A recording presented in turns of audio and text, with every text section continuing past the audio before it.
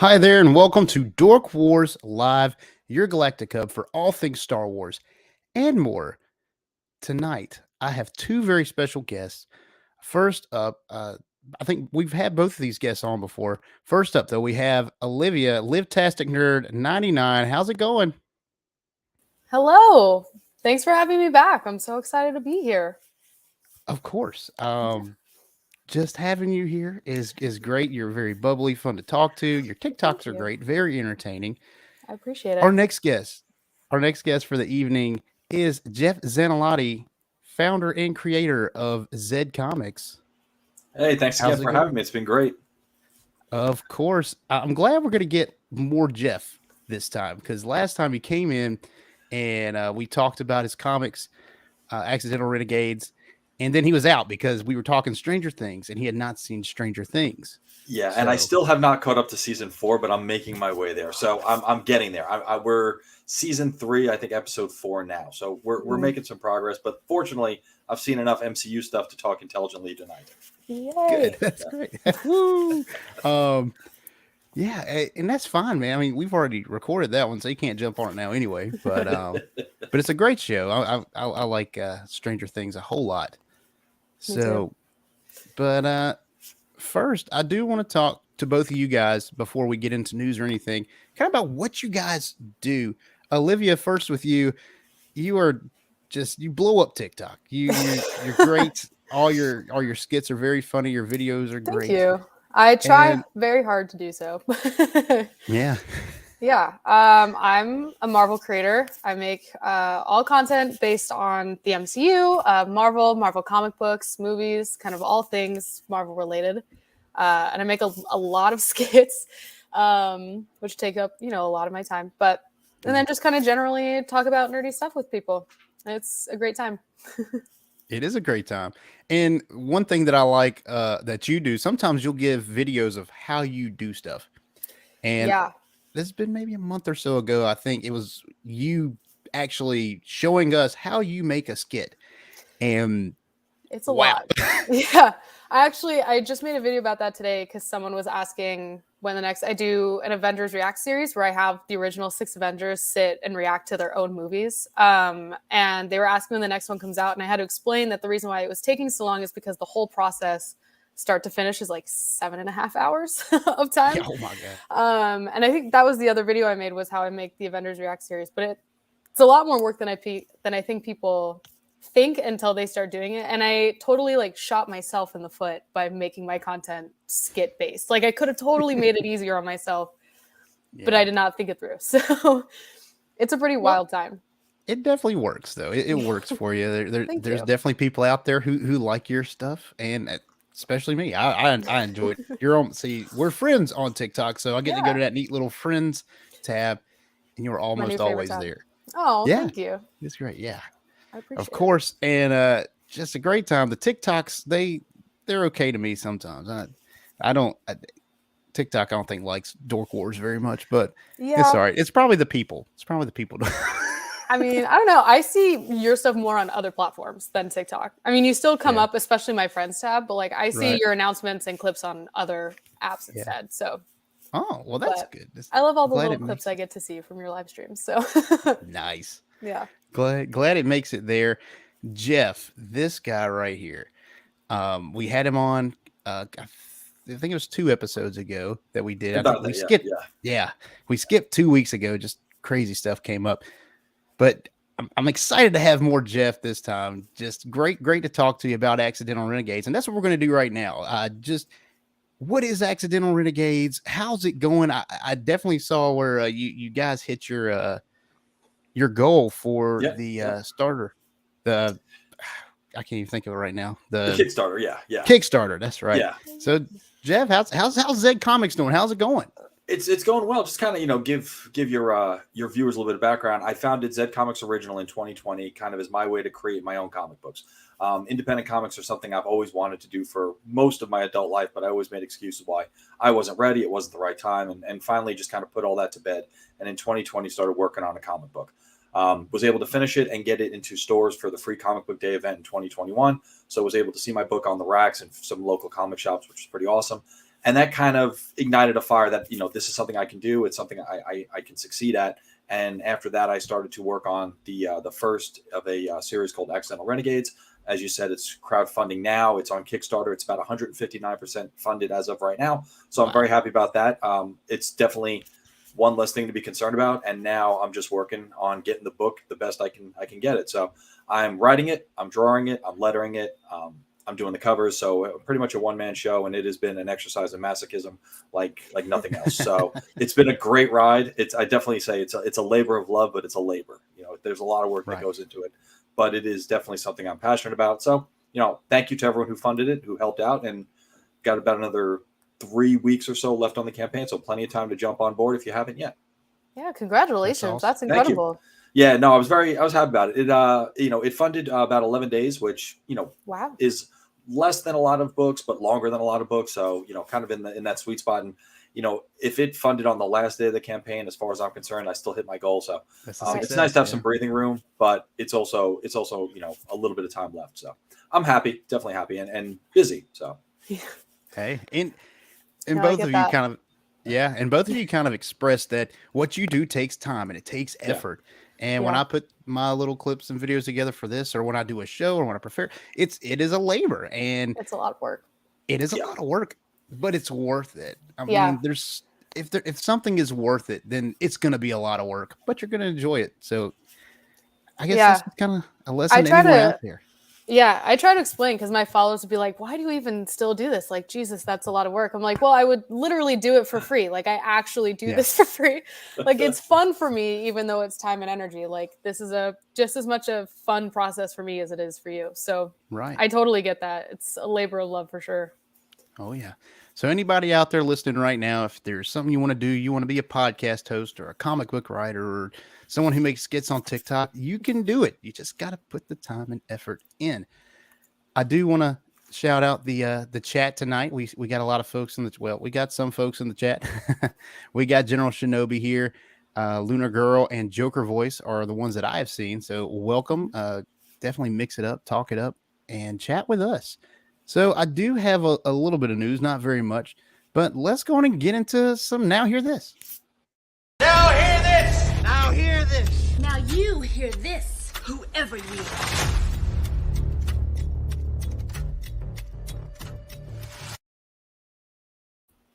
So I do want to talk a little Star Wars real quick. Just very little. It's a very minute thing that I just actually saw today. So have either of you ever played the game Jedi Fallen Order video game? I haven't, but my brother does. Same. Yeah. He tells me about it all the time. I'm familiar with it. Yeah. Yeah. Okay. So we kind of know about what it is.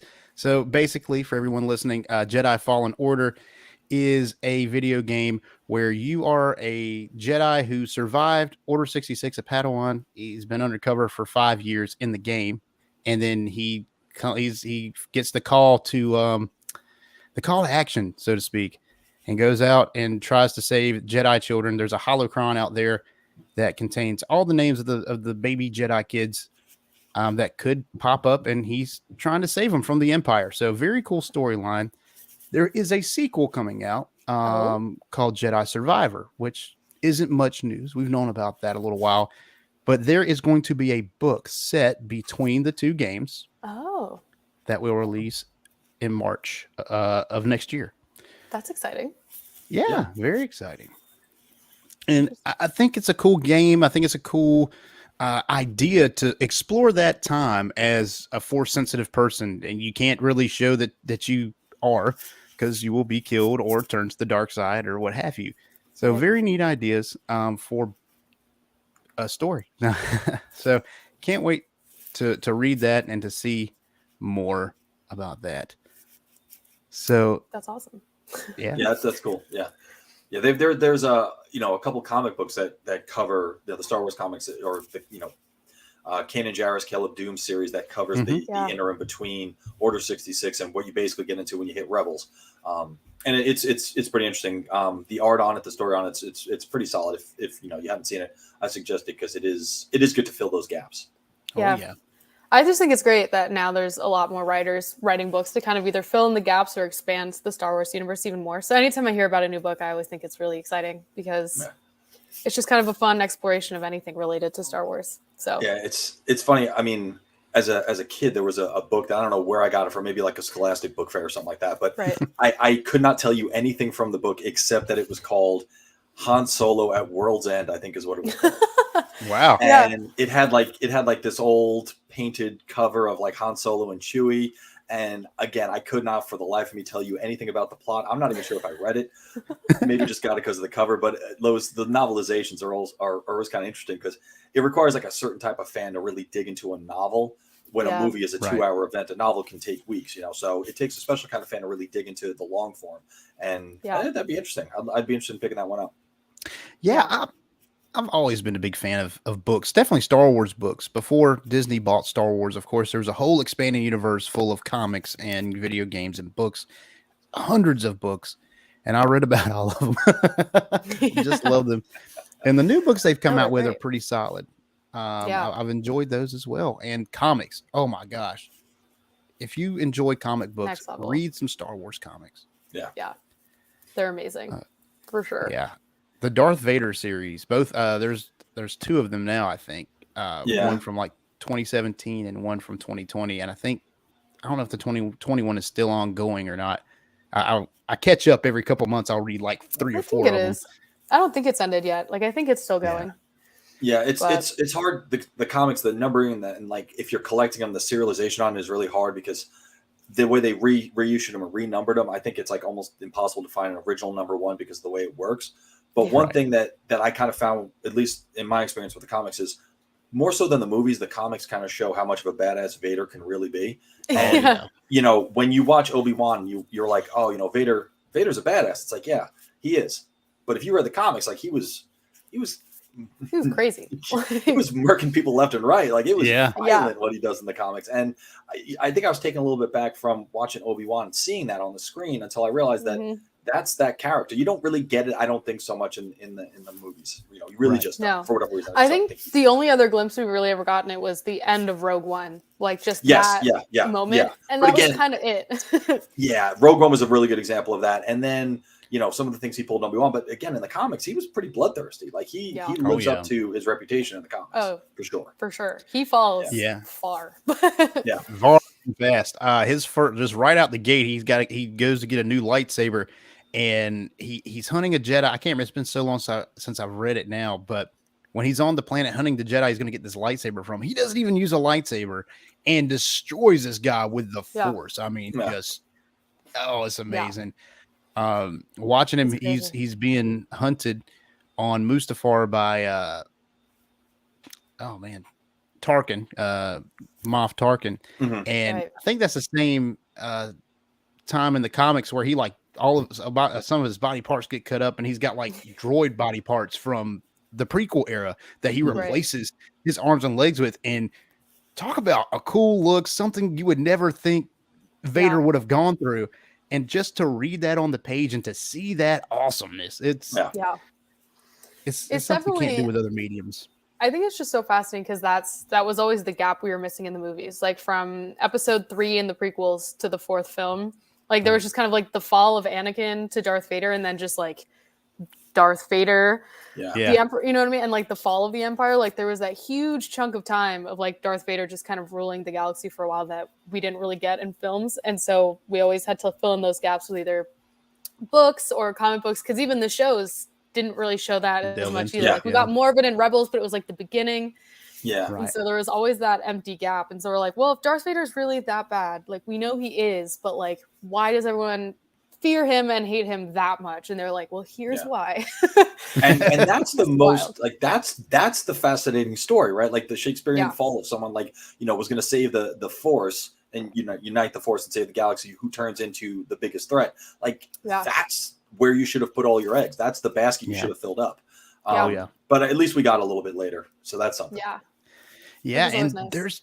there's so much development for Vader in those years. Like he wasn't just a bad guy. You know, he went through things. Like he's always trying to get Padme back, even after she's dead. He's trying to find a way to bring her back to life, and that drives his story.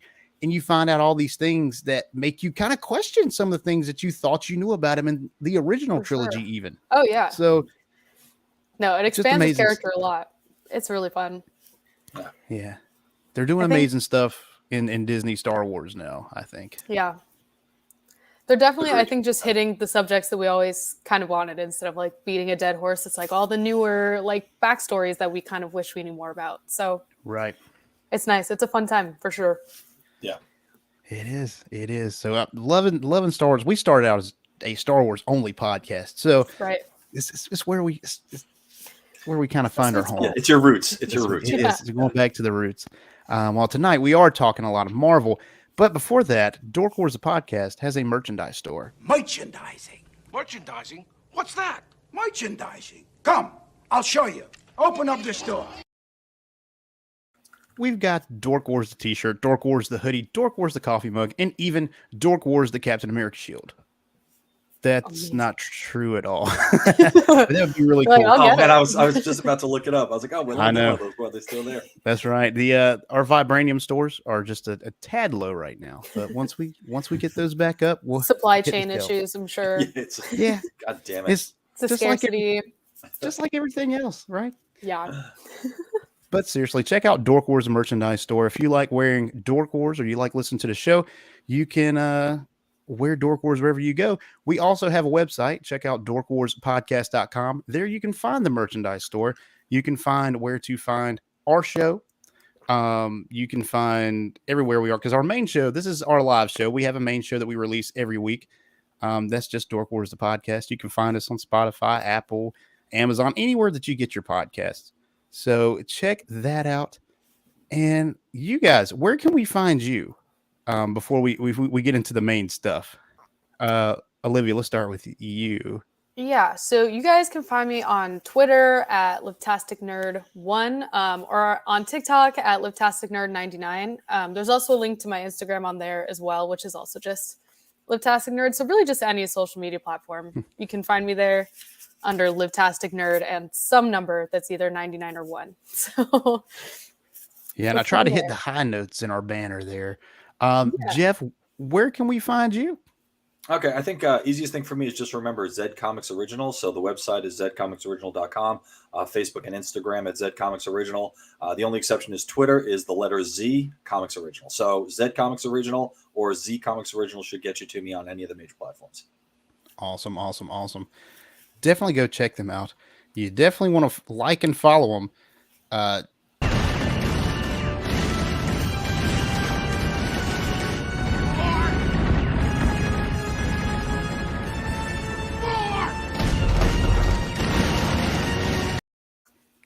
So like and subscribe to everybody. It's one of my favorite scenes in that movie. It really is. It really is. Oh, it's such a good scene. That and the the minute he just brilliant. I have my own issues with some of the things that happen. Sure, but it's cool. But it's so still good. Cool. It was so great. We've got Andrew in the chat with us. Thanks for joining us, Andrew. Definitely feel free to talk, and we will see your chats. Put them up if we're talking about them. And Kelly Luna Girl said she would love a Dork Wars Captain America shield. So we're gonna have to get on that. Yeah, I mean, if the need is there, start calling some vibranium suppliers. Get on it. Yeah, I'll try. I don't think I have the number to Wakanda, so I'll have to look into it. It really is. I failed this week. I usually have a really spiffy video to get us into the main topic, and it just did not load. So, yeah. So tonight we're talking about the fate of the Marvel universe, the MCU, the Marvel Cinematic Universe. At that. So I kind of want to talk a little bit about everything. So if you hadn't seen some of the stuff, it may be spoiled. I want to talk maybe some old stuff, maybe, definitely where we're going, because we have a ton of news about what's coming up and when. Yeah. So much. And I tried to do this 2 weeks ago, and it would have been poignant then, but it's okay. We're all here now. We can still all talk about it because it hadn't happened yet. Yes. And it gave everyone else more time to learn more about it. So they're not spoiled, which is always a plus. There you go. It is. So, Jeff, I do want to ask you right off the bat, what is your experience with the Marvel Cinematic Universe, Marvel in general, Marvel Comics, anything Marvel, just starting out, and how have you liked the Marvel Cinematic Universe thus far? Okay. Well, I guess it's kind of a very long question, but I would say my overall impression of the Marvel Cinematic Universe as a lifelong comic geek has been largely positive. Obviously, like with anything else, especially at the level Marvel's working their cinematic universe, there's going to be hits and misses. Not everyone is going to love everything equally. And, I have a couple of those movies that I won't ever watch again because they didn't scratch my itch. And then I have others that I've seen 10, 12 times and would probably see more. So like anyone else, especially in a cinematic universe that's becoming as expansive as the MCU is, it's not going to be for everyone.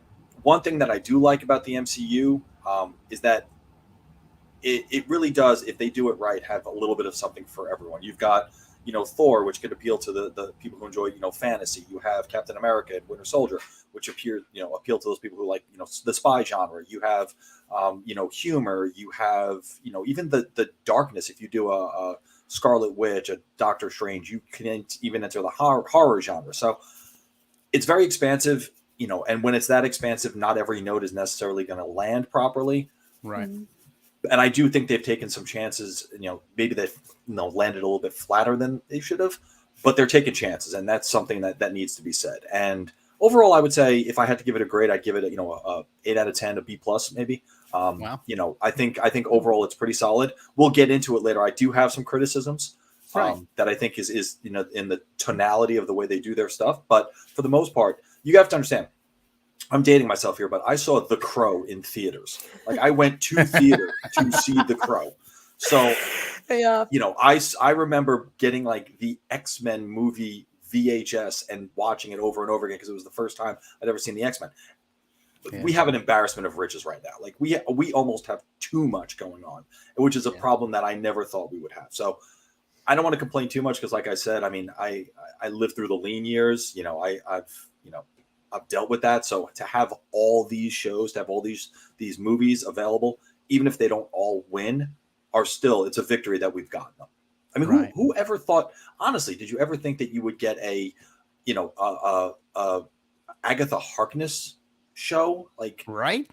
Like that's, even if you would have said that to someone 15, 20 years ago, they would have laughed at you. Yeah. An Ironheart show, like that's a Ms. Marvel show, a She-Hulk show, like, it would be absurd to think that. It would be absurd to think that Groot would be one of the biggest characters in movies right now. Like, that's absurd. And that we have that means they're at least doing something right. Yeah. So that's kind of my take on it. And I like what you said, Jeff, about that there's so much going on in the Marvel Universe. They have so many heroes out there now that we have so many shows and movies and this and that it's not going to resonate with everybody, but something probably will hit. There's something that you're going to enjoy. Yeah. If you're open-minded enough and you're willing to understand that the movies are not going to be a panel for panel adaptation of the comic book, and you go in with that mindset, I think you're more likely to enjoy it. I think the people who don't are the ones who are looking at it from a lens of what the comics were like when they started reading them without understanding that there's a natural evolution to this that has to happen. Yeah. Right. Before I get to Olivia, though, Joker Voice put in the chat, better question, why are they making them in the first place? Because people want to see them. I mean, I want to see Captain America and Iron Man on the screen. I want to see Hawkeye, and I want to see Loki. I want to see this stuff. Like, it's different. It's not, it's different than reading the comic book. It's different than even seeing an animated show. Seeing these things played out in live action, though it can't be just like the comics. I mean, we all have to understand that, but it's neat. Yeah. Would you guys like to ping off that question at all? You have an answer for that, Olivia? Yeah, I You think look like you're burning with something. Yeah, well, it's funny because this is what I talk about a lot on TikTok all the time at this point. Is how everybody feels about Phase 4 in particular, because they're really going in a bunch of different directions. They're kind of like, all right, well, we're starting this new saga, so we're going to introduce all this new stuff while trying to hold on to some of the older things. And I think what's different this time, at least that I've noticed, is that the diversity, not just of people, but even just the diversity in tone, the diversity in how they're storytelling, like all the different ways Marvel is now exploring. Because one of their biggest criticisms before were that they were way too formulaic, that every movie is the same, just different characters. And so now they're like, all right, then let's explore. And there's going to be a grace period of Marvel kind of figuring out how they want to do that. But I think part of the reason why they're made, and as a comic book fan, like I'm really excited. These are like the more niche superheroes that like I wish more people knew about. Like I wish more people knew about She-Hulk and Miss Marvel, and through her the Inhumans. And I wish more people knew about like Hawkeye, but like Kate Bishop specifically. Like she's such an interesting character, and Spectrum now that she's coming back as Monica Rambeau, and like all of these other really cool superheroes that I read about. The coolest thing I think with the Marvel Cinematic Universe in general is that it's becoming so much more mainstream. Like it's opening such a wider fan base of people to also enjoy this with. And, they had all their big players in the beginning, which was smart. But now that they're introducing all these other great characters that the comic book nerds know and love, it's like nice to get to share that with more people. So that's why they're making them.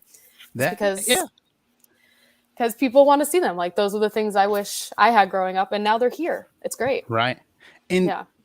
And like you said, they kind of started with the big players, and now they're easing you into all this other stuff. Like Doctor Strange was not a big character when he came. When his movie was coming out, he was not a big character. I knew of Doctor Strange, and I knew some of his backstory and read, but I didn't know a ton about him. Yeah. And now, I mean, he's one of my favorite characters in the MCU, and even going back and reading the comics. Yeah, sorry, I do want to correct myself. I do mean Photon. Sometimes in comic books, she's referred to as Spectrum, but it's the same superhero, same person. No, she's had like 5 different code names. Yeah. She's had like 5 different superhero names. It can get really hard to keep track sometimes. Yeah. But like even just some of the newer groups, like Thunderbolts was always such a cool group and like really cool comics. And so I was like actually kind of amazed because before I was like, oh, the possibility is there if they ever want to do something like that. And then when they announced the project, I was like, this is awesome. Like, this is going to be so cool. So yeah, I think it's that same, like, it's just nice that they're introducing all these other concepts that normally when people ask me about them, they look at me like I've grown a second head because they're like, what are you talking about? That doesn't make sense. Like, what are Kree? This is weird. But now people know it's like a more mainstream idea. So I enjoy them. And while you're at it, Olivia, what is your background with the MCU? We know you don't know much about the MCU, right? You can't, right? It's more of like a hobby. No, it's funny. Star Wars is actually my roots as well. My dad was a Star Wars fan. And so when I was really little, we would just watch the prequels because they were coming out, or we'd watch Clone Wars as they were releasing on TV. And when Iron Man was in theaters, the very first one in 2008, I was 8 years old. My dad was like, you want to go see a superhero movie? And I was like, heck yeah, I want to go see a superhero movie. And so we went, and it like blew my mind. I was like, oh my gosh, the suit is so cool. And like Tony Stark is so cool. And I love this. And my best friend, he was also a nerd, and so was his dad. And like the next weekend, or like 2 or 3 weeks after that, I was over at their house, and he had this huge comic book collection, like a room just full of comic books. And I was like, oh my gosh, I loved Iron Man. And he was like, well, I have some of the original Captain America comic books. Do you want to read them? And I was like, yeah, that sounds awesome. And so like issue 1 from like 1960, whatever, I'm amazed he like put that valuable of a comic book in like an 8-year-old's little hands, but I read it. And since then I was hooked. Like I loved Marvel comics. I started reading Star Wars comics, DC comics. Like I love DC. I tried to find as many independent comics as I could, like really got into it. And since then just kind of grew up with the MCU. I know, now that I know that you have one, I got to read it. But let me interest you in it. No, I'm just kidding. So while we're talking about Zedcomics. Yeah. And so I've just kind of like grown up with the MCU. Like most of my childhood, I can point to like, oh, this movie came out when I was 12, and this one was when I was 14, and this was in high school. And like, I've kind of just grown up with it as I've grown up as a person, which is crazy. Wow. Yeah. But Olivia, let me just interrupt. Olivia, do you follow DC at all, or are you primarily on the MCU side of the house largely? So I follow DC. Marvel side of the house largely, yeah. Yeah, so I follow DC as much as I follow Marvel. The thing is, and I was making mostly like just nerd content when I first started on TikTok, more Star Wars and Marvel, but DC as well. And Star Wars commenters was like a lot to keep up with. Like they would argue a lot in my comments, and it was a little bit overwhelming. But my Marvel content seemed to be doing generally better than most of the other subjects I was posting on. And then I had this idea for a skit that was Marvel related, and it went viral like overnight. And they were like, do more of this. And so then I kind of niched down into Marvel. But I follow DC as much as I follow Marvel, for sure. Okay. And awesome. I have opinions on them too. But they're making some choice decisions. But yeah, it's interesting. And I'll have to invite you guys back for that too. It's a totally different discussion. Yeah. And I said last time, that's a whole nother beast. And I told Olivia last time, I'm like, I'm going to get you on some other stuff that's not just Marvel. And then here we are, we're talking Marvel again. That's all right. Well, I mean, invite me back anytime. But of course. It's crazy stuff. Of course. But as far as the phase we're in now, we're in phase 4 of the MCU. And there are a lot of opinions on what's going on right now since the end of Endgame. And I get why some people are like, oh, this isn't like what I thought it was. Like this isn't the same anymore. Like nothing's connecting, or everything's trying. Some people say it doesn't connect at all. Some people are saying that they're trying to connect it too much. I mean, there's just a lot going on. Right. What are your guys' opinions on this phase before we kind of move on into what's coming up? Well, part of me is really excited because I love the representation in this new phase. I think it's really exciting to have more female headliners, more kind of diverse cast. And these are all superheroes that have existed, forever. They're not like brand new characters they just made up. Right. Yeah. So it's nice to have that. And I think what people sometimes forget, like the criticisms that they're either trying too hard to connect them or they don't connect enough, is like, that's how the first saga started too. Like, right. Phase 1, none of them connected to each other. They maybe hinted at it at end credit scenes. And even going into phase 2, like everybody kind of separated and their stories were all different. And then all the new groups they were introducing also didn't connect at all. Like Guardians of the Galaxy didn't connect to anything until Infinity War started. So it's not uncommon that they're not, at least not all connecting now. They have like an end goal, an end game in mind, but it took us 10 years to get there. So I think people are just impatient now because they expect that same level of continuity now, but they're rebuilding and restarting a whole new saga of movies. So I care slightly less about that. Outside of that, though, I think all the projects are really unique, and that's what's most exciting. Is like you mentioned before, they're not all going to be perfect or hits, and I do think Marvel is taking some chances, which is important. But that's what makes it so exciting. Is now I can lower my expectations in the sense of like I don't need to have an expectation of how this is going to go. Like leaves a lot more room for me to be like pleasantly surprised than necessarily kind of like bored and or predictable. So I'm really enjoying it, even with my own criticisms for things. It's been really fun. So I really like it. Yeah. And I think that's important because some people think when you criticize something, you automatically don't like it, or that you have. Yeah. And I think that it's out there to be criticized. If it's something you're passionate about, something you love, you can criticize it, and you're not going to like everything about everything that you like. I mean, Star Wars. I mean, there are people who love the originals and hate everything else. There are people who love these couple of TV shows and they don't like the sequels, or some people who like the sequels hate the prequels, and that's just how it is being a fan. So I like what you said there, and one of my continued rebuttals for people who do not like phase 4, I tell them, I'm like, we're rebuilding. Like you had Endgame, and that was so phenomenal. It was amazing. Where do you go from there? You have to rebuild. So Jeff, what are your thoughts on phase 4 so far? Well, I think so. Here's my take on phase 4. And I know a lot of people are very critical of it, and that's fine. They can be critical. That's part of being a fan is being critical of it, just like you said. But I think a lot of people who are criticizing phase 4 are forgetting that phase 1 existed, and they're forgetting that Iron Man was the first MCU movie that came out, and Iron Man was not a popular character. Like historically, Iron Man was not one that you would say, oh, if we're gonna create a cinematic universe, we're going to build it around Iron Man. People would have been like, you're out of your goddamn mind. It's crazy. But Robert Downey Jr. was literally the perfect casting for that. He made that role, and that became the beginning of it. I think you're exactly right. Phase 4, and phase 4 doesn't hit for everyone, and phase 4 seems like it's starting a little bit slowly, but if phase 4 is going to end up being the Kang the Conqueror big bad at the end of it, that's going to be awesome. Like that is a serious threat. And one of my real complaints about the MCU is that the threats often don't really line up to the heroes. And I don't think you have that problem with Kang. I think Kang will be the type of hero that will challenge. And you know, did I ever want to see an Agatha Harkness television show? No, I've never asked for that. Just, you know, what Joker Voice was asking earlier.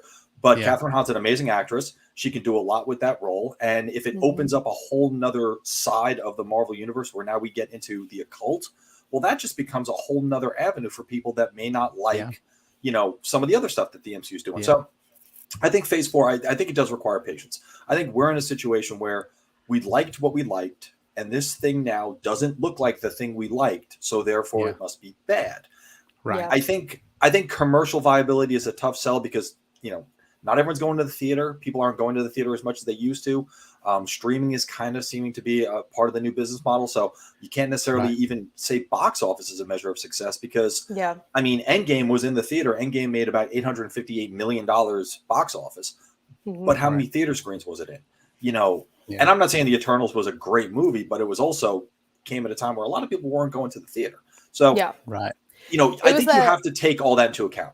Yeah, it was that same issue with Black Widow as well, because she was like, that's why they sued, because she's like, it was in my contract that we were going to have an only theatrical release, and that was going to determine my salary. But when it went to streaming, it didn't happen. Everybody subscribes to Disney Plus. Like, it's not an added, it doesn't get included in box office. So the amount of money Disney is making now from Disney Plus and streaming services can't be measured in comparison to box office results, even with their other films. Like, it's just a whole new way of it's just like a new measurement of success at this point. Is. Yeah. It's a new frontier. I mean, it's ground that no one's really ever trotted on before, especially now. I mean, Netflix, of course, did their original shows and this, that, and the other, but it seems that Disney Plus is really taking it to a new level. Yeah. With just everything that they're doing. In Phase 4, there are so many shows in Phase 4 because it's mostly shows. It's not a ton of movies. It's more, you know, we had Loki, we had WandaVision, stuff like that. I mean, we were getting them almost constantly. One would end and the next one would start the next week. And we've gotten so much content. There's so much, like you guys said, I think Phase 4 is really where it's really started to diversify, like incredibly. Yeah. Like WandaVision is one of my favorite shows. Yeah. And it was so out of the box, so different. Because I remember I watched the trailers and I was like, I don't know if I'm going to like WandaVision. It just seems really campy and cheesy. And I watched the first episode. I was like, man, that was pretty good. It was cool. Man, I didn't get that first episode at all. I didn't get it till I got to episode 3, but Right. Well, I was like, I don't know how I feel about the show. And then it picked up. Yeah, you're right. Yeah. Exactly. And that was me. Yeah. And well, I mean, and just one thing that I think Marvel's really kind of gotten a handle on in Phase 4, maybe more so in the previous phases, is the representation behind the you know, the actors and actresses as well. Yeah. You've got, you know, Asian, you know, director, you know, Asian writers on Shang-Chi. You've got, you know, Muslim, you know, creators involved in Ms. Marvel. You've got, you know, most of the showrunners for She-Hulk are female. So you've got that representation behind, I don't want to say behind the camera because that probably minimizes the impact of everyone, but not just the actors and actresses are representative. It's also the people who are making the show. And you definitely got, I mean, with one episode of She-Hulk, it's hard to say how much that's going to impact, but you definitely saw that like in the DNA of Ms. Marvel, like the Muslim influence of that character was baked directly into that show, like literally from the opening titles. And that was, you know, that was pretty interesting. Even my wife, who is, you know, she's a fan, but not a fanatic. Even she was like, wow, that's, you know, it's kind of cool how they do that. Really cool. It's interesting. Yeah. No, I think that's, and she's not necessarily looking critically as a lot of other people are. Yeah, no, I think that's the biggest difference now that I'm seeing is like, especially even with like how, I don't want to say volatile, but I feel like the criticism is more now than it used to be. And one of the biggest differences I've noticed is how diverse all these shows and movies are getting. And for me, as a person who relates to these stories more than before, I'm excited. But at the same time, it's kind of like what you said, Jeff, what you said earlier when you're like, you know, we knew what we liked and this doesn't look like what we liked before. So then we inherently think it's not as good. Right. And it's that same issue. Like, you know, people who liked before maybe related to what was happening before, but they relate less to the stories now because it's not about that same demographic this time. So yeah. It's a battle I have on TikTok a lot. I bet. I bet. And and even like I'll admit that even I'm guilty of it in some ways, and I'll use Ms. Marvel as the example. Ms. Marvel's powers in the comic books are visually represented completely different than they are in the show. She has basically elasticity type stretching powers. And especially like as a comic book guy and as an artist, that visually to me is a really cool looking power. The ability to grow and to stretch like that, that's just visually kind of cool. Right. And having to kind of change that origin a little bit for the show was jarring only because I knew, again, what I liked. I knew what I was used to. Right. But it didn't make sense, A, in the story, and B, I think visually it probably would have been a little bit wonky, especially for the budget of a television show. So from what I understand, Marvel and Disney kind of scaled that back a little bit to make it more of its origins in the show, because to do it otherwise would have probably been detrimental to the quality of the show. So, it wasn't my preferred way of doing it. And at the end of it, it really didn't make that much of a difference. But, again, I'm one person out of how many people are watching the show. My opinion is my opinion, and that's about as far as it goes. Yeah. No, it's definitely like it's getting more exhausting a little bit to sometimes go back and forth, because half the time I'm like, no wonder Black Widow isn't your favorite. It's not like about your experience. And so it's kind of hard to, because I think the biggest issue is people are like, well, that's just my opinion. And I'm like, okay, that's fine. That's fine. Yeah. You can think whatever you want about it. Don't shout at me about it. Yeah. I'm like, don't try to ruin that experience then for other people. Right. And I'm just gonna throw this down right now. And I'm gonna say, if you don't, and I'll be completely straight up with you, Black Widow was one of my least favorite of all the movies, but I had a lot of what I think are justifiable constructive criticism for the movie. Sure. If you didn't like it and your only answer is MCU, well, then you can go take a walk, man. Like that's not a criticism. If you want to say, and my argument is the villain was not very interesting. I mean, Taskmaster is one of the coolest villains around, and I feel like you kind of missed that. Yeah. You actually probably went softer on, the forced sterilization and like the human trafficking aspect. I feel like they should have leaned into that more and made it like a darker story. And number 3, I felt like they put humor in a story that didn't necessarily need humor. And like Red Guardian didn't have to be portly. Like he could have been a badass. Like I feel like they tried to inject humor in a story that didn't need to have humor injected into it. Right. Where that story, Black Widow, should have been, in my opinion, should have been darker. I mean, everything about that character is literally dark. Yeah. Lean into that. Like make that your one that like is almost R-rated because of, forced sterilization, human trafficking, all those things. That's a really interesting bad stuff story, going on. It's some dark stuff. It was like, instead it was like, oh, I can't fit into my uniform. It's like, dude, let's come on. You had it. You had it right there and you let it go. Like that was my frustration. But I feel like that is a more valid criticism than being like, well, I don't want to see a movie with a woman. Like that's dumb. Like that's just dumb. If that's your only criticism, then you don't have a valid criticism. And there are valid criticisms of Black Widow. There absolutely are. Yeah. But what are those? And it's not just because, you didn't want to watch Scarlett Johansson in a starring role. Okay, fine, whatever. Then don't see it. But also, don't complain that it sucks. Scarlett Johansson. Sorry. Yeah, I mean, I try not to objectify women, but also like Scarlett Johansson. But sure, yeah. Some people, Chris Evans is the Scarlett Johansson of exactly like Avengers, it's Chris Evans. Like why would you not? Right. No, go ahead. Well, I was going to say that Scarlett Johansson. Who would have ever thought, 15 years ago, that Scarlett Johansson would be the one of the main characters in a series of superhero films? I mean, I know.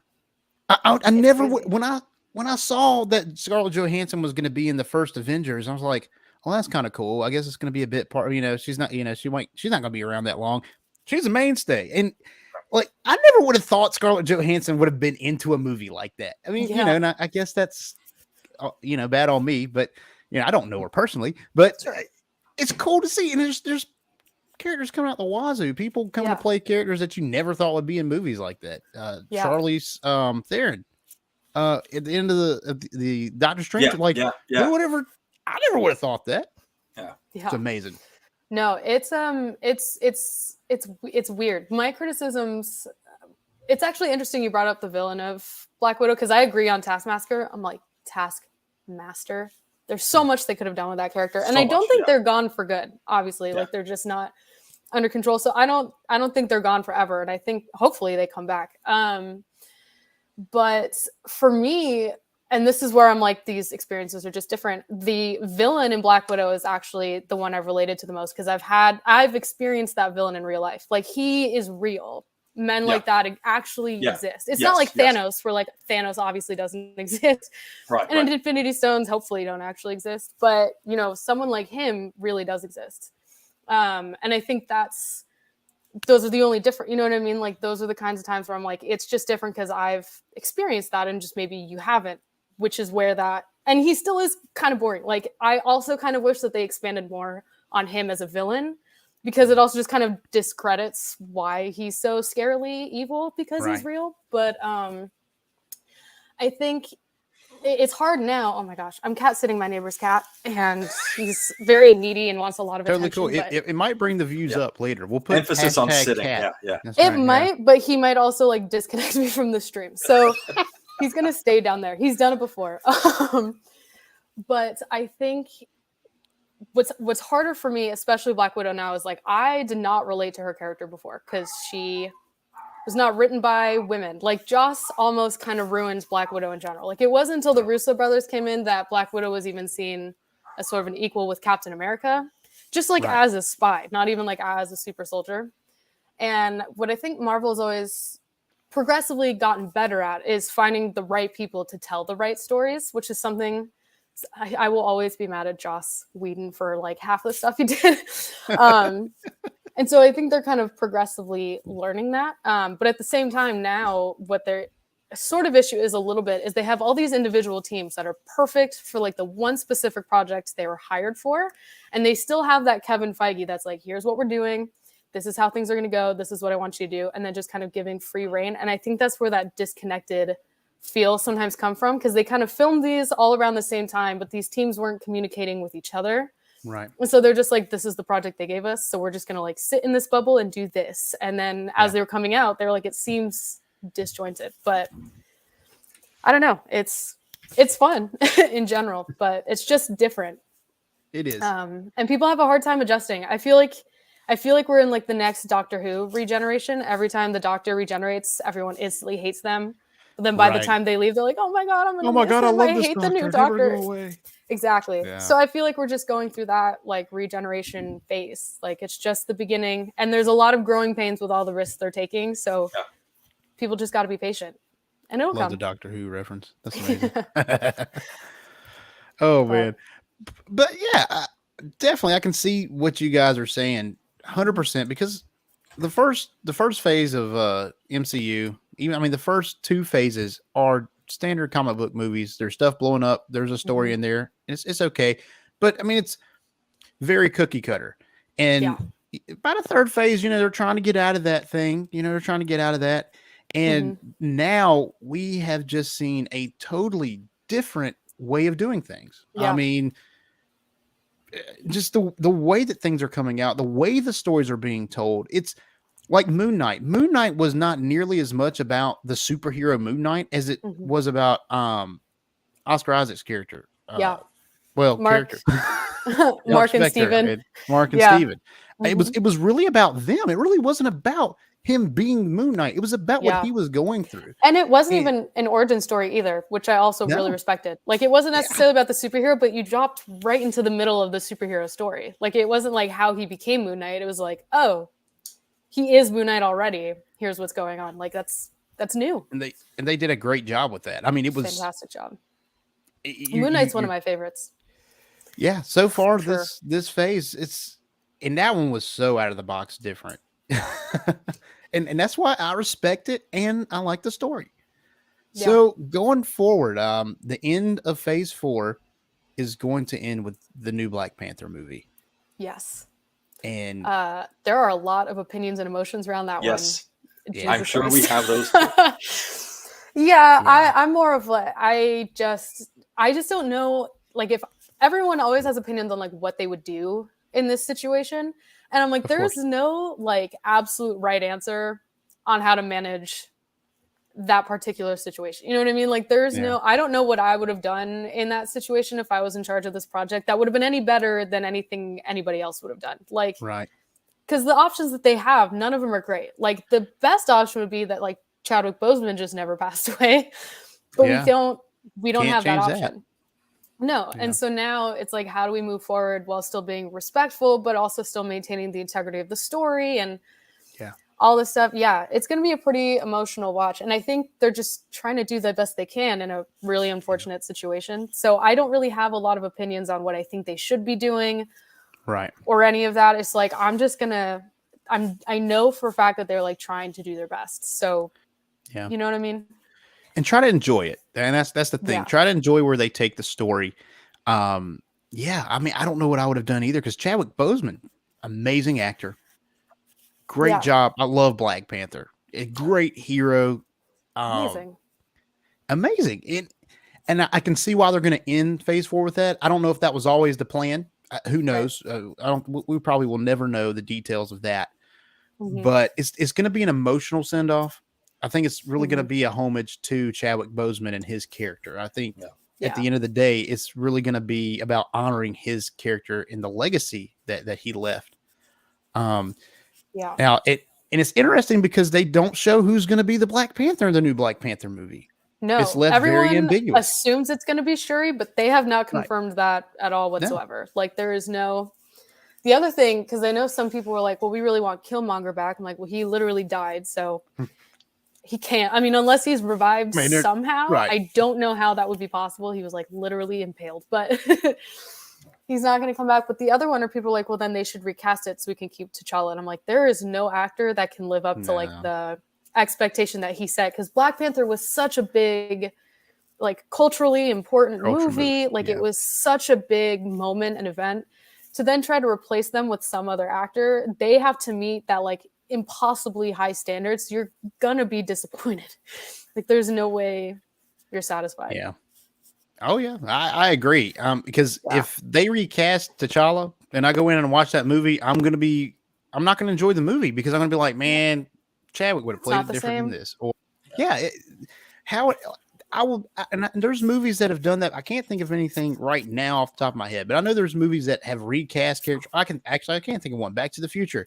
The lady that plays the girlfriend, Jennifer. right? Yeah, Jennifer. Is not the same in the next two movies. And I like the Jennifer from the first movie. I mean, we don't get a ton of her, but every time I see it, it just takes me out of everything going on.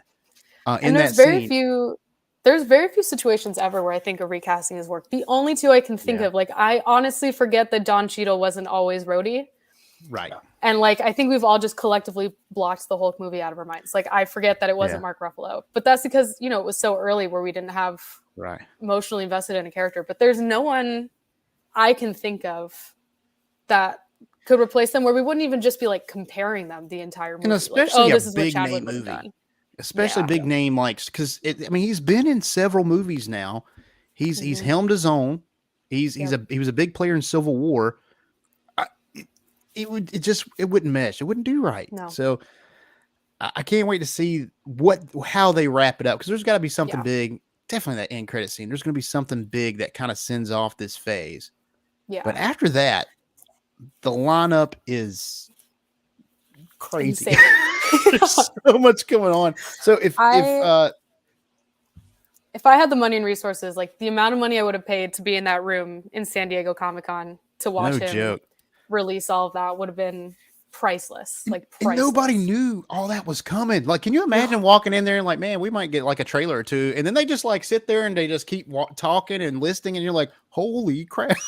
Every dramatic pause where he was like, he would dramatically, he's like, so you guys want to hear about Phase 6? We're like, what? What are you talking about? Yeah. It was nuts. Crazy. So of the upcoming projects, Jeff, what would you say you are most looking forward to? Which project of those that were announced? Okay, so I'm looking at a screen here, and I think I have the most recent. I got one too. Yeah. Okay, so we're talking Phase 5 or Phase 6? Any of it. Going forward, what are you most looking forward to? Okay, well, just looking at the screen here, there's a lot, actually. I'm looking forward to Ant-Man and the Wasp. I'm looking forward to seeing how Kang plays into that. I'm definitely looking forward to Thunderbolts. And I'm looking forward to Phase 6 basically being the Kang Dynasty and then Secret Wars. I think if we go from Kang as the main villain to the Skrulls as the main villain after that, I think it opens up just completely different avenues. Secret Wars, I think, was a great. The first Secret Wars was a great story in the comics. The way it was told really opened up a lot of uncharted territory. I think that'd be a really good way, especially if you're talking about Marvel clearing the decks with a lot of their actors, contracts ending. Who said what and who did what, and who's no longer wants to be in this. It definitely allows them to do a lot of things with that, and it also allows them to tell an interesting story. But I tend to gravitate more towards things that are a little bit off the beaten path. So I'm looking forward to Thunderbolts because I want to see all those. I feel like they've been setting those up in the shows. You've got your bad Black Widow, you have your bad Hulk, you have your bad trying to think of the other ones. Not your really Captain bad America. You bad Captain America. Yeah, you got your bad Captain America. Thank you. For some reason I don't know why I forgot that one. That was one of the bigger ones. But you have an opportunity to set up. You have an opportunity to set up like a Dark Avengers squad. That could really tell some interesting stories. Now you get into again, your darker side. One of my complaints about the MCU in general, particularly with Phase 4 and beyond, is that it's becoming almost too lighthearted. Not everything needs to have a quip, and I feel like we're doing a little bit that too much. I would like to see things like Secret Wars, Thunderbolts, New World Order, Quantumania. I would like to see those kind of turn, show that raise the stakes, right? Like have things have weight to them. And that's something that I think is interesting. I don't know how they're going to do Black Panther. I think no matter what decision they make, it's going to be bad for a lot of people. If you recast it, if you put Shuri in there, if you put, I don't know, anyone else. Like I think it has the potential to be problematic. I think Chadwick Boseman owned that role. I think that's a really good analogy with Rhodey, but Rhodey wasn't like a cultural milestone in the way that T'Challa was. He's so big. I think I may have told the story when I was on last time, but I teach in a high school that is almost 100%, Hispanic and Black students. And I think it was my first year in that school, they literally took a field trip to go see Black Panther in theaters. Someone donated a bunch of tickets or whatever. And I remember kind of being like, that's weird, like a high school taking a field trip to go to the movies, but whatever. And virtually every single student came back and were like, I didn't think I would see someone who looked like me, in a starring role on the screen. Like I sat in the theater and I watched someone who I look like doing these amazing things on the screen. And it kind of, I always kind of understood the importance of representation, but that really kind of, I think it really hit you. Yeah, it really did, because I was like, wow, shit, like I've never had to worry about that ever had to worry about that, and to replace someone who is that transcendent in the memories of a lot of young kids it's an impossible task. I honestly don't know how they're going to do it. Yeah, it's difficult. I think that was like the missing juice that I think is fueling a little bit of Phase 4 now, is they're like, Black Panther was so successful in this because it was the only movie we had like that. And so now they're moving into more of those characters now, but there's so many of them that everyone else who had that same epiphany, like, oh, I've never really had to worry about that in a movie before. It's that same feeling, which is, different. It's going to invoke different emotions than your kind of cookie cutter status quo. And I will say, I'm not going to say that I relate to everything, and I don't, but I do respect the different stories. I like seeing the different stories because, it makes me think, just like you were saying, Jeff, I've never had to worry about superheroes looking like me, or like when I was a kid, I loved Power Rangers. The leader of the Power Rangers always, this guy looked like me, and stuff like that. I've never had to worry about that. And now with this new phase, not every character looks like me. And I actually am enjoying that. I'm just enjoying the diversity. And I think the big thing is the comics have been doing this for years. You could go back to like the late 70s and 80s, and comics were on the threshold of representation. Period. That's why I loved them. It was awesome. Yeah. Like I loved Tony Stark. Like you. Yeah, I love Tony Stark. He was my introduction to Marvel. He will always be one of my favorites. But I wanted to be Riri Williams when I grew up, because she was basically female Tony. It was the one that looked like me that also had the same interests that I did. Right. And it's taken at least most of my lifetime for us to get an acknowledgement of Riri on screen. Like that's what's crazy. Like that's what I'm used to at this point. And I love the MCU, but it isn't until now that I'm starting to see myself in some of these stories, which is awesome. Yeah. And it makes me excited people for coming back. Yeah. And it makes me excited for other people to also experience and learn about it. You know what I mean? Like that they also, because you might not relate to all of it, but you get to at least experience or learn or at least see what that experience is like. And that's always really exciting. You can appreciate it. Yeah. You can appreciate it. For sure. But Olivia, upcoming, what are you most looking forward to in the massive announcements that we got? Well, of course, Ironheart is going to be great. I think Secret Invasion is going to be interesting because the last movie we had before the pandemic hit was Spider-Man: Far From Home. Yeah. And that end credit scene with Fury in space, everyone was like, "What?" Yeah. That was cool. So that was far cool. out of left field. Like of all of the end credit twists I could have thought of, Fury in space was not one. Not on the list. No. And then they had all these other things planned, but they were all postponed at least a year during the pandemic. And then the very first thing we got from Disney after that was WandaVision. And at the very end, there was a scroll that like came to approach Monica about Fury being in space, but like there's still no extra information on that. And I know it's Secret Invasion is all about what Fury is doing and the Skrull invasion and everything. So I have been like beyond excited to just even like learn what the hell is happening. So that'll be fun. I'm really excited for the Marvels because again, a lot of these are superheroes that I looked up to in the comic books. So I'm excited to see them on screen. But Guardians of the Galaxy 3, specifically because I want to know what Gamora is doing, like where she went and what's happening. Nobody knows because there was that deleted scene of Endgame where you see her kind of like walk off into the distance because we have past Gamora shoved into the future. Because future Gamora is obviously gone. But so I'm like that made curious. Me so sad. So depressing. But especially because we see Guardians of the Galaxy and Thor, Love and Thunder, and like them going around with Thor and like kind of doing what it is they do. I'm like, what?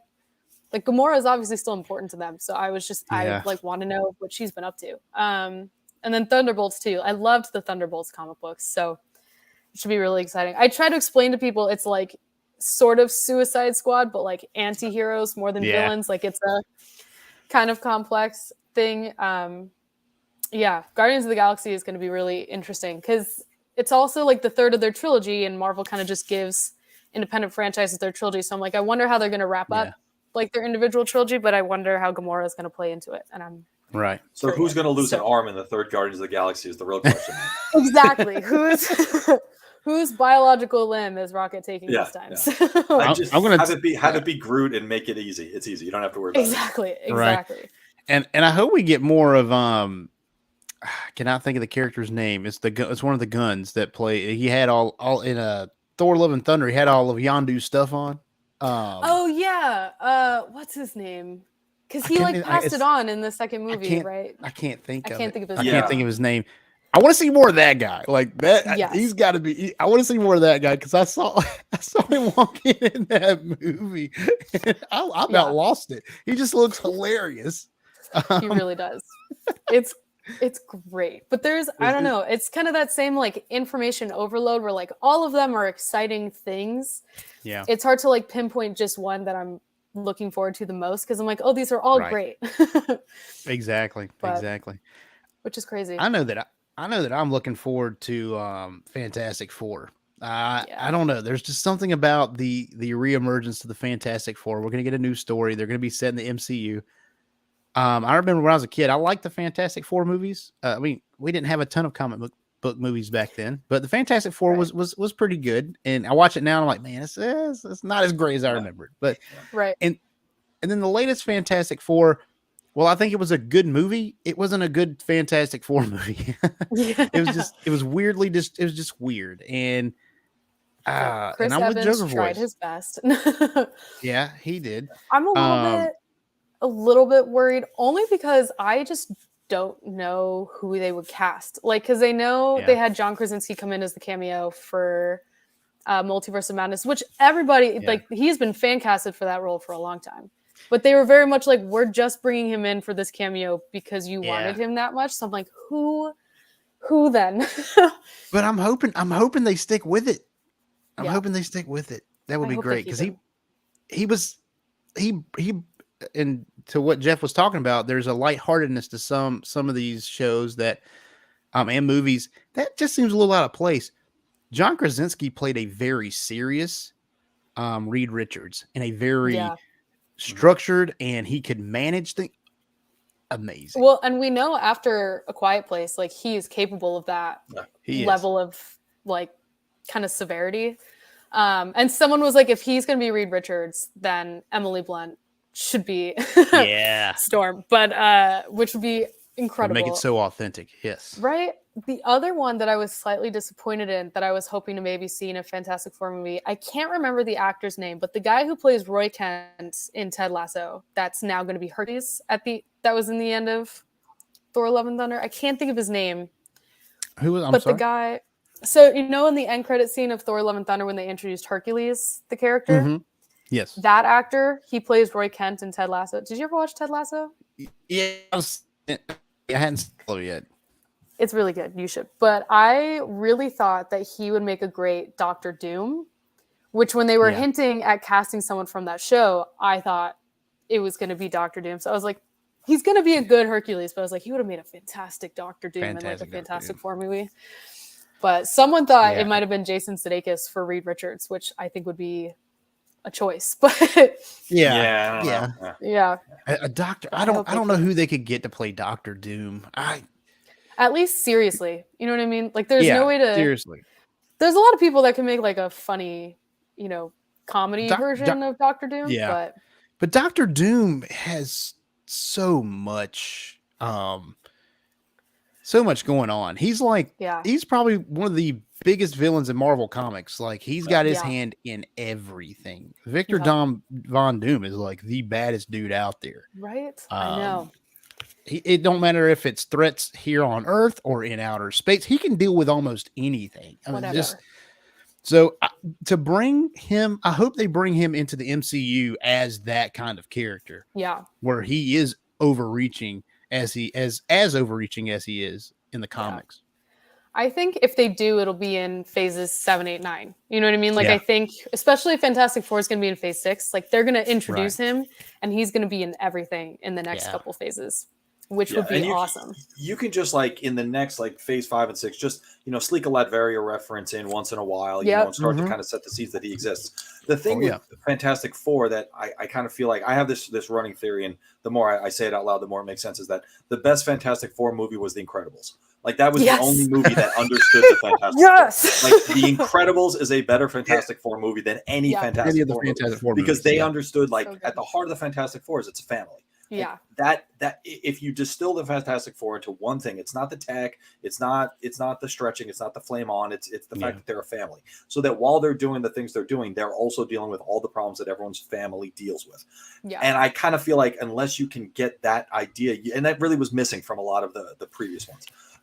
And the other is that Doctor Doom is a legitimate badass. Like, Doctor Doom is basically 100%. He's kind of like, he's on that level with Magneto. He's on that level with those level villains that need to be taken seriously. And again, I'm forgetting. I had to look up. It's Brett Goldstein, by the way, is Roy Kent. I had to look that one up. Yeah. Yes. But gosh darn it, the guy who played Doctor Doom in the first movie, the guy was in Nip Tuck and a few others. McManus or something like that. I can't remember his name. Yeah. Anyway, he just didn't embody that role. No. I think he was a popular casting at the time, which is what my problem is with fan casting is. Right. They may fit at like the zeitgeist of the time, but they don't necessarily embody the character. Julie McMahon, thank you, Julie McMahon. I mean, great actor in a lot of roles. He's amazing. And he was great in a lot of other things, but not necessarily a good fit for that character. And also, I don't think that character was fleshed out very well. But I've said it 1,000 times. If you want to see a good Fantastic Four movie, just watch The Incredibles. It literally gets it. It gets it from the beginning. So, I do love The Incredibles. I had that movie on repeat when it first came out. Yeah, it's a good movie. It's one of those movies that does hold up. Like, even now, repeat viewings, it stays good. Yeah. And I was probably I was about in my teenage years, I think, when that came out. So, like, for someone that age to be watching a animated movie, it had to be good. Mm-hmm. Yeah. It's also one of those movies where like the animation still stands after so long. It really does. It does, yeah. Anything, like those Pixar early 2000s, like Pixar movies, like their animation still competes with today, which is insane. 100%. Which is also weird because like I know one of the other criticisms, especially now that She-Hulk is out, has been CGI in Marvel. Which like they've been pretty good about before. And a lot of people are like, well, you know, their budgets are smaller because they're shows or they're doing so many things that like budgets are stretched thin, which makes sense to me. And I don't know if this is like different for other people, but I don't really care about how good CGI is in a film. Like, especially when I'm watching older films, I'm like, you have to give them the benefit of the doubt because that technology just doesn't exist yet. But even now, I'm like, I'm just used to just focusing more on the story and characters. Like, does CGI bother you? I understand if it does because it can be visually distracting, but it only bothers me if it's that bad. Like there were, you know, I've watched some CGI where I'm like, it's not great, but that it doesn't really matter. And a lot of times what I notice at the CGI is, and it's kind of hard to explain, but like, does the character have weight? You know, and like, you know, when Thanos steps on the ground, is there some sort of inference that character has mass? And a lot of times bad CGI won't necessarily do that, and good CGI will. So sometimes I notice that, but it never takes me out of the story. I can remember one scene in one of the Matrix movies where Neo sticks the fence post in the ground and spins around. That CGI was bad. That took me out of that moment. There was, I think, one scene in Avengers Age of Ultron where I believe it's like Thor is fighting, and at that instance there's a moment where the CGI kind of takes a bad turn, and for that literal split second it takes me out of the movie. Takes you out. But it doesn't, like, I've watched She-Hulk. My complaints about CGI, I'm like, you know, Hulk's lips really aren't moving very well, and normally people's lips move a lot more. He's kind of talking like this, and I'm like, all right. But again, it didn't detract from the story, and understanding they don't have the budget of a movie, but also understanding, you know, reports that Marvel's been pretty abusive to their VFX artists, and that's not great. I've seen I've seen a lot on that. There was one person who works in the industry. She's like, they probably are setting like extremely strict deadlines. The other issue though is they hire independent houses to do it. So like it's also about how the animation house manages their animators. So it's like a twofold issue. But at the same, it's one of those things where it's like, if I were to look into any franchise I like, I could probably find something extremely problematic. And I'm not saying that excuses it at all, but no, it doesn't. It doesn't. When they were like, oh my gosh, like the working conditions are crazy, I'm like, I'm not surprised. Like people have been talking about this for a long time. And it's because now people are talking about Marvel that it's actually become a discussion. Which is good because it should be a discussion. Yeah, I have not had a job in my life that at one point the working conditions were not horrible. You know? Hey, I'm right there with you, Jeff. And again, that doesn't excuse it. That certainly doesn't excuse it, especially when your success is on the backs of your VFX artists. Like, that's right. You know, Guardians of the Galaxy isn't Guardians of the Galaxy without VFX designers doing things on Groot and Rocket like they were doing. Like, it just isn't that same movie. So you have to recognize that. But at the same time, yes, like,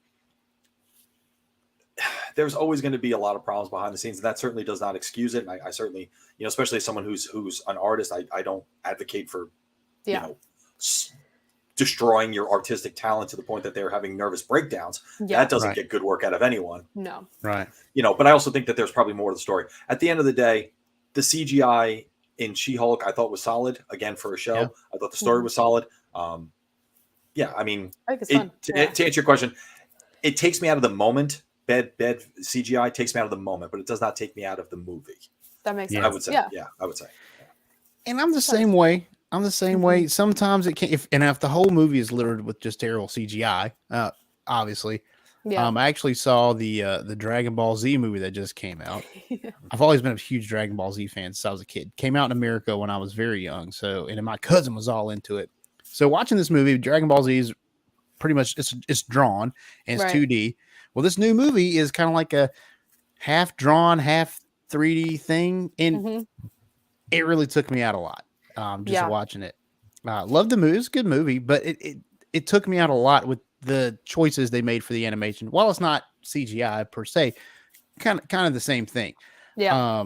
But yes, Jeff, what you said about the Matrix, that when Neo's hitting all the Agent Smiths. Yeah.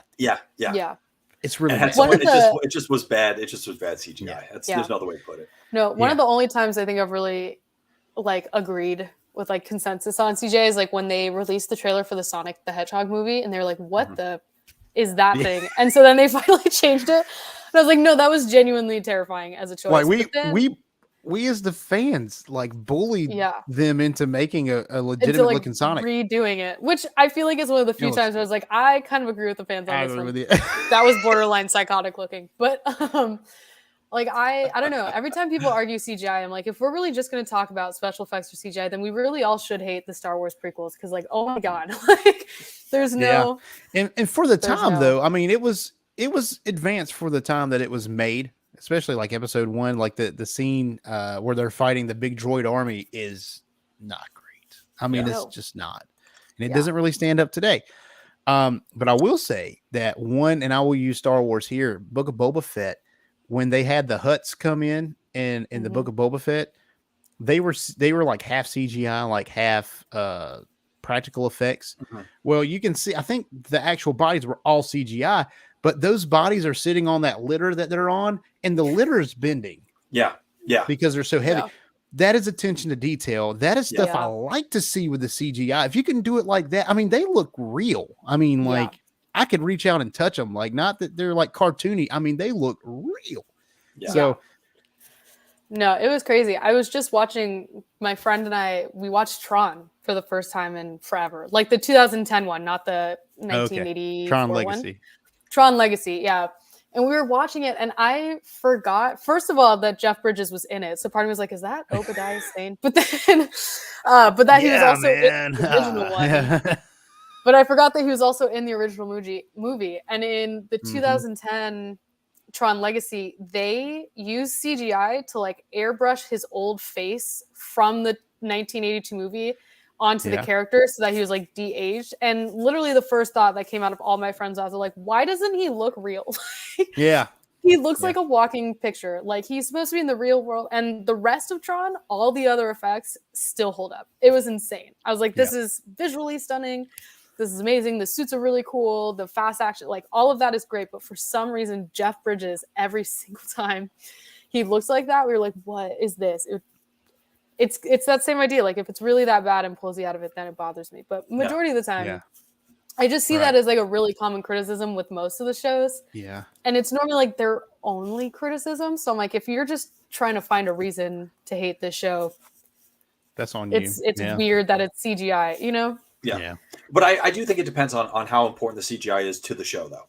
You know, like I'm trying to think of an example, but like if you're trying to, like Sonic the Hedgehog is a perfect example. If the CGI on Sonic is bad, it ruins the movie because it is a Sonic movie. Yeah. It's not like, okay, well, I went to see Guardians of the Galaxy and, they had this alien in the background who looks stupid. Okay, that's bad, but that doesn't take away from the movie. Sonic is the titular character. If his CGI is bad, there's no point in watching the movie. So I do think, it does kind of depend, but I agree. If your only complaint is that like there was a scene where the CGI was poor, it's probably not necessarily the most valid complaint, depending on how on the scene, Yeah, and it's good to point it out, good to critique it, but to say, well, I hate this movie because of that one thing, too much. I love Phantom Menace as much as that one scene that looks really bad, and I think most of the other CGI effects look great. That's just really that one scene to me. This is like, oh man, this is. But at the same time, I forgive it because that was like the edge of technology at the time. That's what I mean. So, I'm like, then I would really like. It's one of those things where I'm like, you can forget. It's like watching the original Star Trek episodes. You're like, I can forgive because it's the 1960s. Like, there's no. I can forgive the dog with the party hat on his head, looking like the unicorn dog. I was like, those tribbles are literally just pom poms. Like, it's okay. Like, it's fine. It's okay. And like the original Tron. When you watch the original Tron, those effects were a decade ahead. I mean, honestly. For real. And while obviously today it's just like, oh, that's, that wouldn't hold up today. I I watched that movie and I appreciate what they did. Yeah. It's a great movie and the effects are still really good.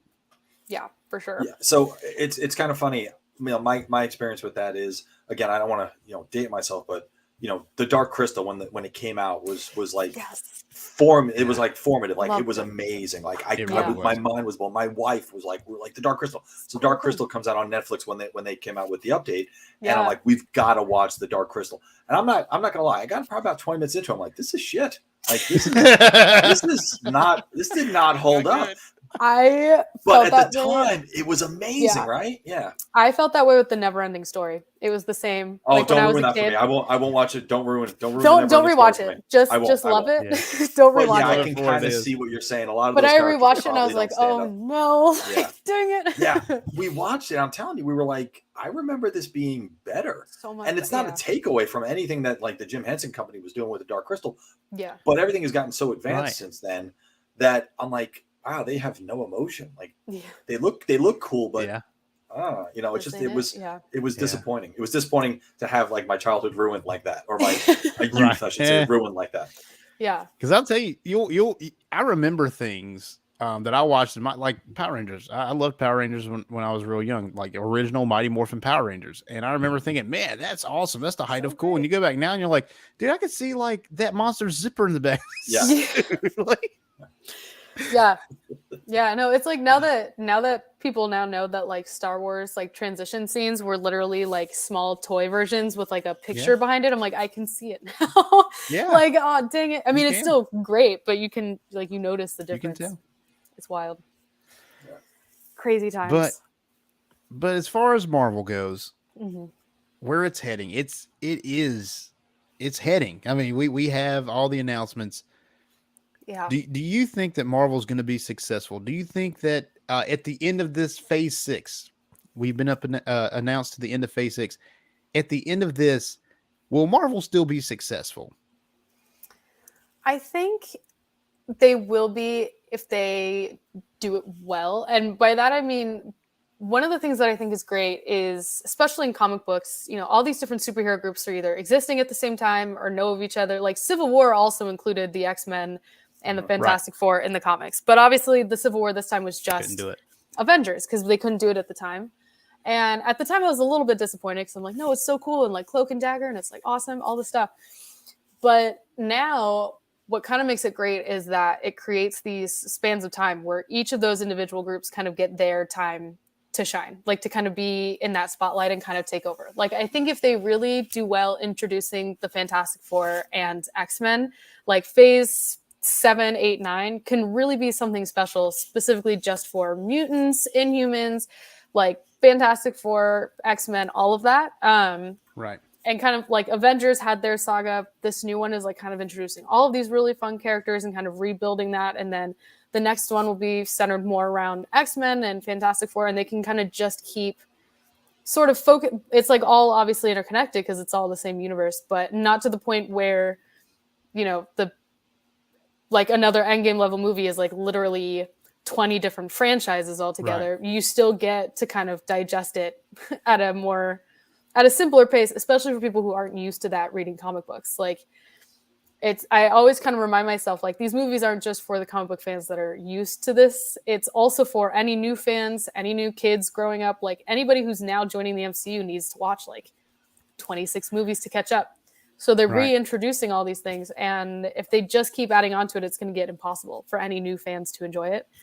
And so I think they can really be successful as long as they pace themselves well. And I think they're trying to do that while still bringing in all this new diversity. So 4, 5, and 6 is kind of that grace period of figuring that out. But then moving forward, I think they'll really, kind of settle into that style. Yeah. And it looks like Lunar Girl agrees with you. Yeah. Olivia, she says, I think that it won't be successful. I have a feeling they're going soft lately to get the new generation of child viewers who will grow into making Phase 6 a mega success. I mean, that is, we have shows like Miss Marvel's definitely not geared towards my age demographic or even my demographic period. I mean, it's more like a not a kid show, but more of a younger.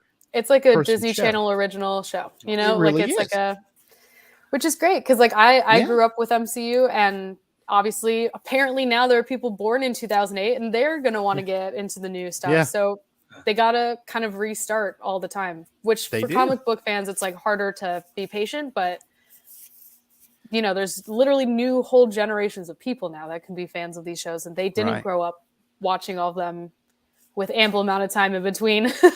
Yeah. So now they're getting into that pace. Yeah, for real.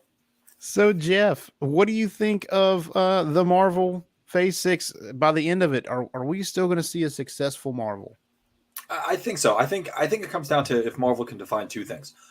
First and foremost, they have to define what success looks like under the new business model. Not everyone's going to the movie theaters. You know, a lot of movie theaters have closed down. Most people, or not most people, but a lot of people are relying on streaming as a way to get their content. So I think they need to define. I think the era of the billion-dollar blockbuster might not be coming back for a while, if at all. So I do think they need to define how they are successful.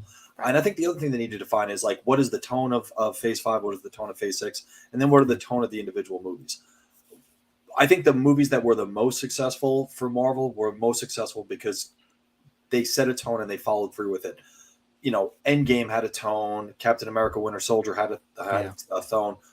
Thor had a tone. You know, all those movies kind of had their own. Captain Marvel had a tone. They all were set in a certain area, and they had that tonal language that you could understand going in. I see that a little bit so far with what Marvel's doing, but I think if they continue with that, you know, what makes Ironheart any different than, you know, Iron Man? You know, what makes, you know, the Marvels different from, you know, Captain Marvel? Like, how do we define these as their standalone properties? And I think they have to kind of do that. So the bottom line is that the MCU is not going to go bankrupt, right? It's never going to fail. It just isn't, you know. It's too big to fail. Yeah, exactly. It's literally too big to fail. Too big to fail. It's too big to fail. And you know, I think they do need to redefine what success looks like.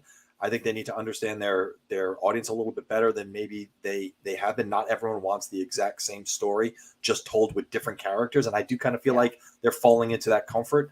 But yeah, I think the future's bright. And again, I mean, looking at the screen, we're getting Ant-Man and the Wasp. We're getting a Thunderbolts movie. We're getting, you know, I mean, whoever thought that you would be getting, you know, Echo? Who thought you would ever get a show about Echo? Like, come on, like no one. You know, a handicapped superhero that only came around like within the past like couple decades. Like they're not a new, they're not an old school. It's not Captain America. Like this character is relatively new. You know, I mean, who like again, Ironheart. Ironheart's what, 10 years old? Whoever thought you'd get an Ironheart movie? You know, like the future's bright, and as long as they keep doing stuff like this, they'll figure out how to make it work. These are not dumb people. And Shang-Chi was even a surprise for me. I didn't think we'd ever get a Shang-Chi movie. Shang-Chi. I mean, that was out of left field for me. They announced Shang-Chi, and I'm like, really? Like, I know. And I was excited. It was a great movie, but I was like, no, as like a cinephile, I really appreciated like the Chinese cinema themes in there, but I did not think Marvel would do that. The other thing, and I do agree they're a little bit lighter now, but the one thing is like Marvel also hasn't really held back in their messaging. Like when WandaVision came out, there was a lot of talk about like trauma and mental health and how people process trauma. It was a very dramatized way of showing kind of what that feels like and how people experience it and like PTSD. But then like Falcon and the Winter Soldier like did not hold back on their political messages. No, they were very overt in those. Like flat out, you would have. But it didn't mess with the story though. It didn't mess with the story because that's what story. It really fit was so great. Yeah, but they like I remember watching that and thinking like I don't think I've ever seen Disney take a stance on anything ever in its life. Like it's never been that blatant before. And with Loki, it was the same. Like they went out of their way to point out that Loki is bisexual. Like they went out of their way to point out how that's affected his character and his decisions in life. And like with Moon Knight too, like most of the DID community is like, that's about as close to as like positive and real representation of dissociative identity disorder we're going to find. And like nobody, like Disney has never, like the amount of queer baiting in Disney in general, like they've really just not held back on that anymore, which has also been like totally new and different. Like it has been really delving into lighter, these characters. Yeah, they're definitely delving into these characters.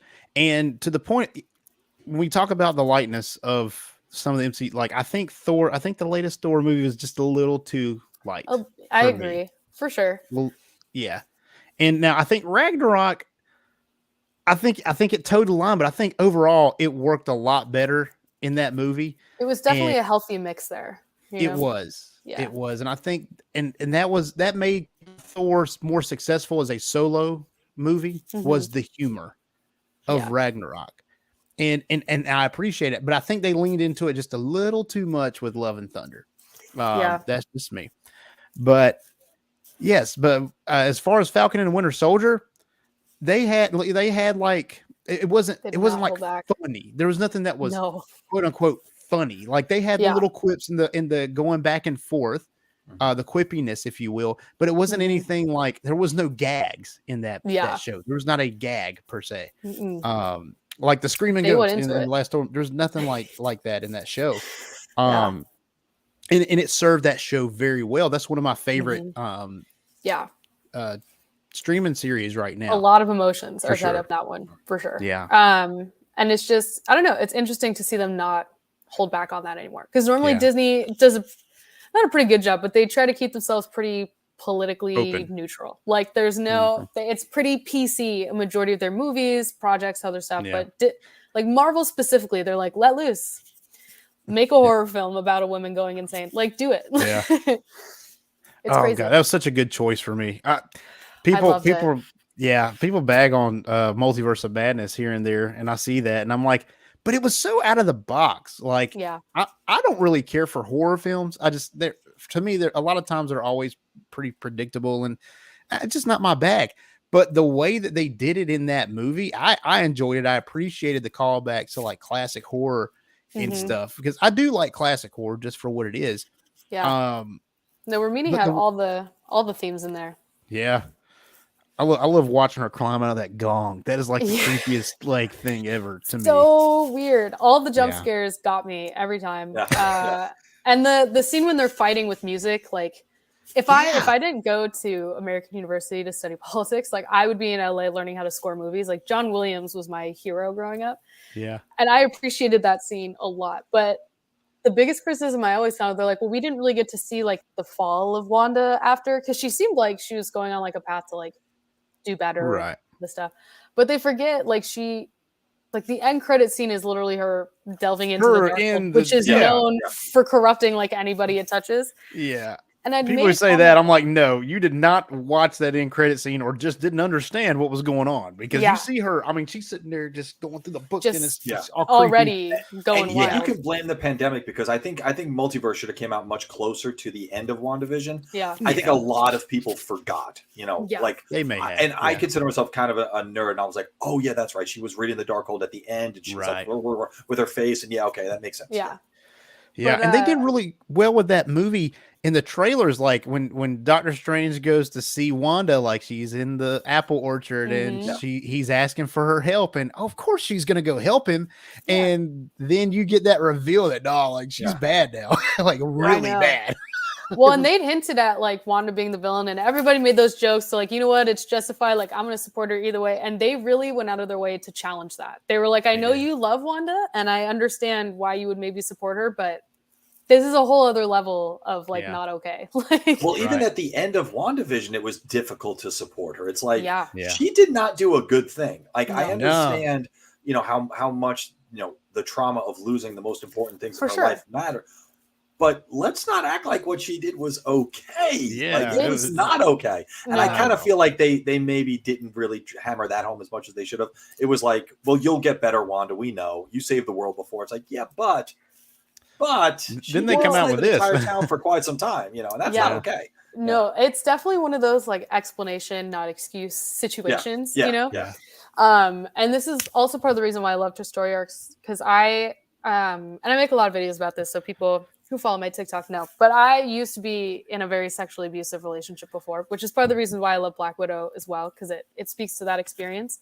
But like, as someone who's like been through the trauma of dealing with that, like the minute you like remember it, or like remember, oh, this is why I'm like this, you're not like fixed. You know what I mean? Like when Wanda figures out like, oh, I did this horrible thing because of my own trauma, like she's not then suddenly mentally okay after losing all of that again. Like the idea that she would just kind of like figure it out and heal herself without any kind of professional help is insane. So it makes so much sense that it actually just gets progressively worse because she's left alone with her thoughts. And with a tremendous amount of power too. Like that's yes, and like the ability to do what she wants. Yeah, right? exactly. Yeah, she is probably one of the most powerful, if not the most powerful person in the MCU at this point. It's like when Monica Rambeau said, she was like, if I had your powers, like I can't say that I wouldn't do something similar. Like after finding out that I lost my mom, like I can't say that if I had the ability that I also wouldn't do something demented. But I don't, and you do, and this is the consequence you have to live with. And it's that same idea. Like she's the only one. She's the Scarlet Witch. Like she has the ability through the Darkhold to do what she does, and nobody else does. Yeah. And it just happened to happen to her. And watching her fight the Illuminati. Oh my God. That's got to be, it might be my favorite scene in the whole movie. That was intense. That was crazy. It was nuts. I loved it. Crazy. I did too. Loved it. Part of me, when Strange was like, you guys don't know what you're dealing with, I really wanted her to prove him right. And I'm sad that she did, but I was like, she did. Yes. It was, really went for it. Dude, like just cutting Captain Carter in half. For real. That was crazy. My gosh. Even Sir Patrick mouth? Stewart. It's like, not cool. Watching Professor die again was, I was like, come on, man. We've killed Patrick Stewart numerous times now, and it's sad every time. It is. I think it's just weird because like normally in superhero movies, whenever a superhero dies, it's always this like build up to this big dramatic ending that's normally like speaks to their time as a superhero. But like Wanda obviously doesn't give a shit about any of that. She was like, I don't know who you are. Like instantly gone. Like Reed Richards, Professor X, Captain Carter, like all these big important superheroes in an instant just died. Like because she doesn't. It was like they were nothing. She just like threw them away. It was awesome. It was crazy. But I could talk about it for hours. I could too. I really could too. But in the spirit of wrapping things up, Jeff, any final thoughts on the fate of the MCU? Yeah, no, I think it's strong. Again, it's good to criticize things you love. I think, if you love it, it deserves to be criticized, no matter what that is. But I think a little bit of perspective is important. I think remembering where we were when the first couple of movies of Phase 1 came out and where we were before then, where we were just dying for what we have now. I think that perspective is important. Not everything, when you're putting out this much content, not everything is going to hit for everyone, but it's also not supposed to. So enjoy what you enjoy and let other people enjoy what they want. And I think we're going to be okay at the end of this. Agreed. Yeah. And Olivia, final thoughts for you?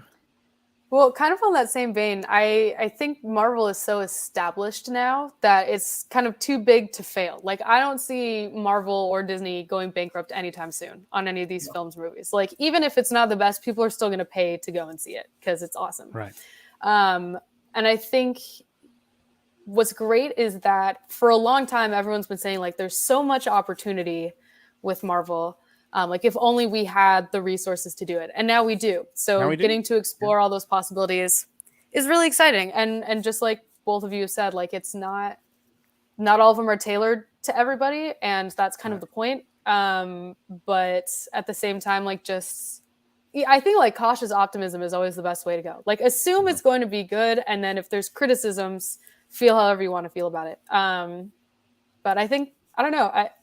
It's like the opposite problem with DC, which again is a whole other subject, but they're trying so hard to just catch up to that place that I think sometimes we take for granted the fact that we now have like this benchmark franchise that is like established solid. So just kind of enjoying what we have, I think is the best perspective at this point. Awesome. And I can't wait to see where this thing ends up. I'm enjoying all the new stuff that's coming out. She-Hulk's been great so far. With the one episode, I haven't seen I Am Groot yet, and I'm appalled at myself. Really cute. No, not yet. I haven't seen it. It's definitely for like really young kids, but it's really cute. Yeah, it's for me. Yeah, and the CGI in that show, I will say, is incredible. Like the visual effects are amazing, but it's just like really adorable. Yeah, I've got 2 young kids, and they're my son and my daughter both are now kind of. My son more is really getting like into Star Wars, and he loves Batman and all this other stuff. And so we're definitely going to check that out. So I do want to have you guys sign off and tell us where we can find you yet again. Jeff, where can we find you? You can find me at Zedcomics Original on Facebook and Instagram. Zedcomicsoriginal.com is the website, and Zcomics Original on Twitter. And if you're interested in picking up Accidental Renegades issue 1, you can find that it's on Kickstarter right now. You can go ahead and back issue number 1 and get some pretty cool little stretch goals with that, and have a unique comic book, one of a kind in your hand at the end of it. Yeah, and please do. Jeff's a great guy. Just talking with him last time, and even tonight, it's been great. We will definitely have you on future episode. He's like a comic book expert. Like, he just goes into the numbers. He knows what's up. I'm certainly not an expert, but I appreciate it, Blake. And Olivia, it was great meeting you. You were awesome as well. Yeah, it was so nice meeting you, Jeff. I wrote down. I'm gonna go check out your comic later. Please do. Yeah, no, I'm excited to read it. But I'm Olivia. You can find me Livetastic Nerd pretty much anywhere. Instagram, Twitter, and TikTok are the ones I'm most active on. But Livetastic Nerd 99 on any of those platforms. So come check them out. Awesome. And thank both of you again for coming on tonight. It's been a great time talking about the MCU. Definitely have you both on again. And you can find us at dorkwarspodcast.com. Also check us out on Facebook, Twitter, Instagram. If you just type in Dork Wars the podcast, we will pop up, promise. And we love talking with you guys. We love the comments, we love the messages, and that's why we do this, is to really reach out to those who want to listen to our views on all this nerdy stuff. So check us out. Come back for more. We'll be back in 2 weeks. We have a new episode dropping this Monday for our regular podcast. We've been doing a series on Avatar: The Last Airbender. We've gone book by book. Yeah, so amazing. book 2 is this Monday. Love it. Yeah, me too. Oh, I love the Avatar. It's amazing. But be sure to check us out. Thank you, and may the Force be with you. Thank you for supporting Dork Wars, the podcast.